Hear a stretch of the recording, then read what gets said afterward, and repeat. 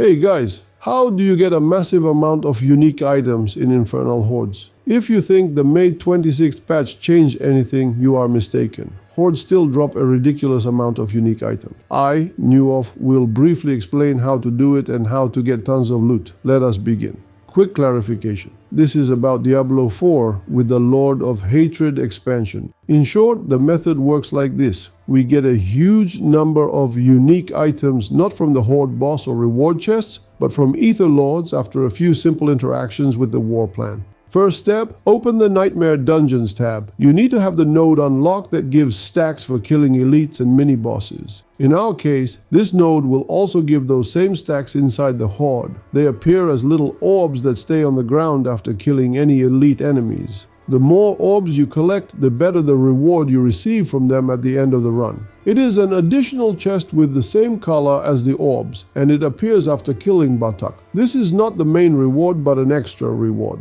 The route selected on the left side of your war plan does not matter, or even whether you selected one at all. There is only one small exception, which I will explain later. Next, in the Bosses tab, you need to have the node active that enables Beast in the Ice to appear in those same Nightmare Dungeons. The reward pool from Uber Beast in the Ice is exactly what we will be getting from the Aether Lords we kill inside the Horde. Then, in the Horde tab itself, we need two nodes. The first node summons Doomsayers in the Horde. The second node increases the chance for previously selected Infernal offers to appear again. So, if you choose the offer with Aether Lords, the same offer will appear again with a higher chance. If you can unlock a few more nodes, I recommend these. The first one guarantees more frequent Chaos Waves, and our loot comes specifically from Chaos Waves where Aether Lords constantly spawn. A Chaos Wave activating an Aether Lord wave is not guaranteed because there are several types of Chaos Waves. The only thing they all share is that they give a lot of Ether. If you have 6 points in this tab, the best option is to unlock these nodes. They allow you to exchange your Ether for gem fragments from the Obducite chest. Obducite itself is basically trash in Season 13, and the gold chest on the right gives very little gold. The best option here is to get some scarce gem fragments instead. I do not have many points in this tab because I got tired of Hordes in previous seasons, so I am not a frequent visitor here. If I had one more point, I would not unlock the node that gives more Ether. I would unlock the gem node instead.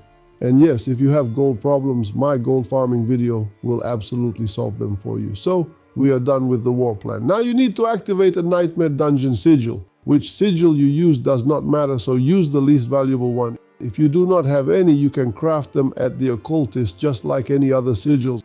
Enter the dungeon. You do not need to do anything there. If you kill a few enemies, it will not break the bug.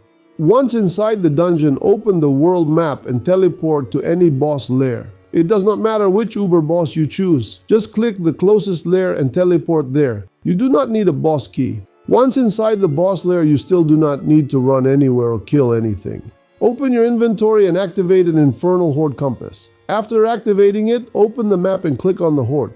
The game will move you into the Horde where you will start all 10 waves. If you do not have a compass, hard to believe, but theoretically possible, then you need to make sure the next step in your war plan route is specifically the Horde. If the next stage is the Horde, then inside the Uber Boss lair, you must open the map and click the teleport that leads into the Horde. However, in this case, you only get 6 waves, which means far fewer Chaos Waves, and Chaos Waves are what provide the highest profit in this bug. So, once you enter the Horde by either method, start clearing it. Your goal is to choose offers that mention Aether Lords in any way. If they are not available, choose anything and continue. But always prioritize Chaos Waves. The chance of getting the wave we need is roughly 1 in 4 because there are 4 types of Chaos Waves total. Considering the increased Chaos Wave chance from the war plan, you will usually get around 4 Chaos Waves out of every 10 waves. When the correct wave activates, you will notice immediately. The loot does not just drop in large amounts, but it drops in absurd amounts.